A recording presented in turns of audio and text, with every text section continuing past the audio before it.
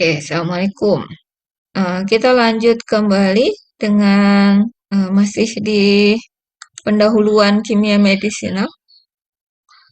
Masih di pendahuluan kimia medisinal, kita sekarang akan bicara tentang interaksi antara obat dengan targetnya. Ya, ingat setiap molekul obat itu bekerja pada target tertentu, pada molekul target tertentu, dan untuk bisa menghasilkan efek atau menghasilkan kerja, suatu obat itu harus berinteraksi. Nah, obat akan bekerja pada target kerja pada level molekul. Molekul target itu umumnya bisa berupa protein, nanti kita akan bahas tersendiri sebenarnya tentang molekul target obat ini. Molekul target umumnya berupa protein, bisa berupa enzim, reseptor, protein transport, atau asam nukleat. Ya. Nah, target kerja obat itu biasanya disebut makromolekul, karena molekulnya itu besar, ukurannya besar dibandingkan molekul obatnya biasanya. Tapi ada juga kok sekarang obat yang molekulnya besar. Ya. Tapi dalam hal ini biasanya molekul obat itu adalah molekul-molekul yang lebih kecil dibandingkan dengan molekul targetnya. Nah, obat itu harus berinteraksi dengan target untuk menghasilkan efek. Nah, interaksinya melalui apa? Melalui yang namanya pengikatan atau binding pada situs pengikatan. Situs pengikatan disebutnya binding set. Kan kadang-kadang disebut juga binding pocket. Pocket itu apa? Saku ya, saku pengikatan. Itu. Nah, ikatan obat dengan target umumnya terbentuk oleh ikatan-ikatan yang lemah, yaitu ikatan-ikatan intermolekuler bond atau ikatan intermolekuler. Ikatan intermolekuler adalah ikatan yang terbentuk antara dua molekul yang berbeda.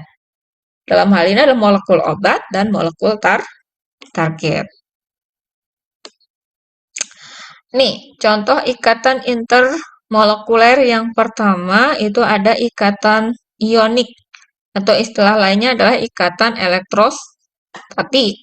Ya, ini udah tahu ya, dulu udah belajar ada ikatan ionik. Yang namanya ikatan ionik itu pasti terbentuk antara dua ion yang berlawanan.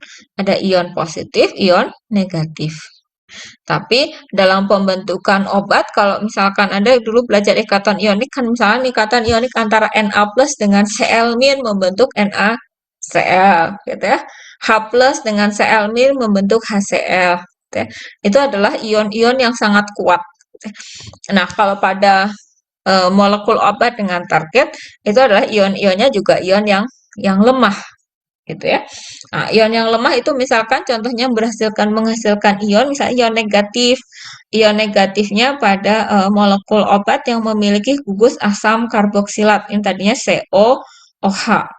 Nah, ini H-nya lepas gitu ya. Karena H-nya lepas, maka O-nya jadi negatif. Jadi CO-. Jadi dia bermuatan negatif. Kemudian misalkan di molekul target itu ada gugus amina. Ya, molekul target kan protein tadi ya kita belajar protein itu punya gugus amina. Nah, amina NH2, tapi NH2 kemudian dia menangkap hidrogen dari lingkungannya misalkan, maka dia menjadi NH3+. Ya.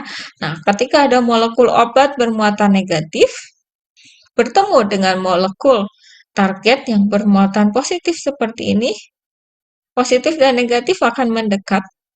Jika memang memungkinkan untuk saling mendekat dan berikatan, maka akan terbentuk ikatan ionik ini.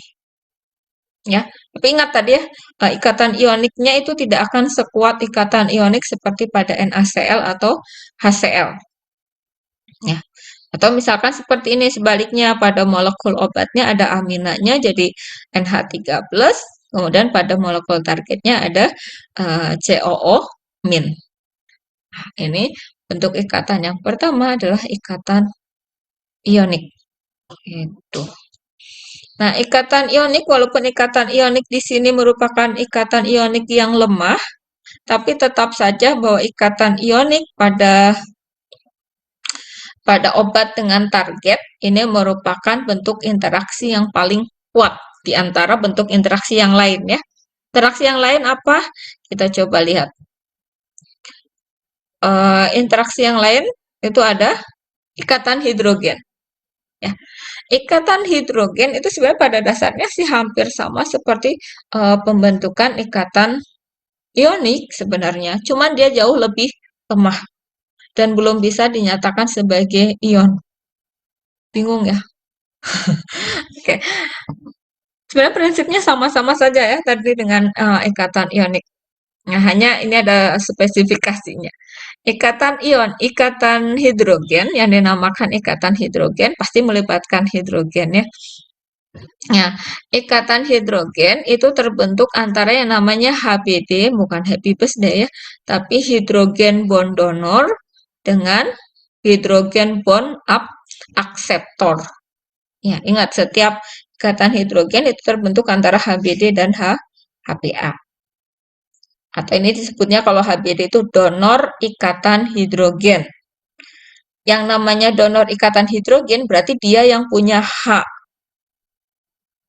yang punya hidrogen. Nah, kalau yang HBA atau akseptor ikatan hidrogen itu yang lain, bukan H pasti. Ya. Nah, hidrogen, apakah semua hidrogen dalam suatu molekul itu bisa jadi HBD? Ternyata tidak. Ya, hidrogen yang bisa jadi HBD itu hanya hidrogen yang terikat pada atom yang bersifat elektronegatif.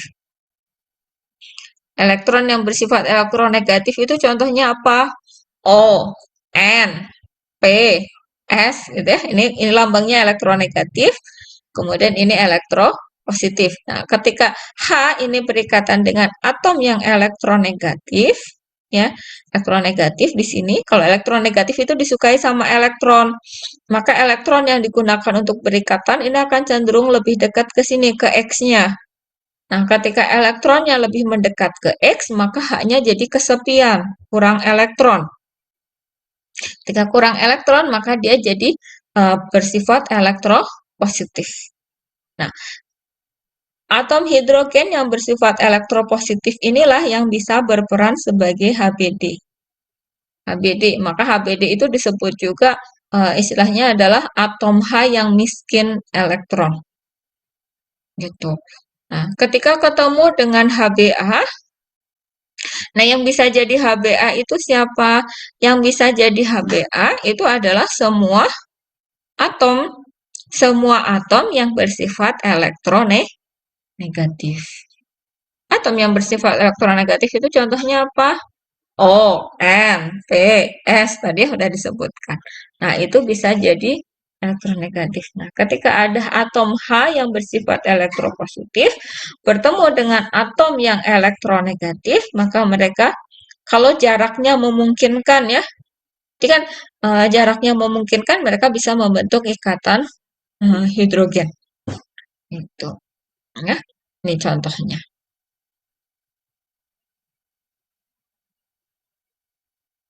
Ikatan hidrogen terbentuk antara H yang miskin hidrogen yang terikat kovalen pada atom yang elektronegatif. Contohnya O atau N. K disebutnya HBD atau hidrogen bond donor.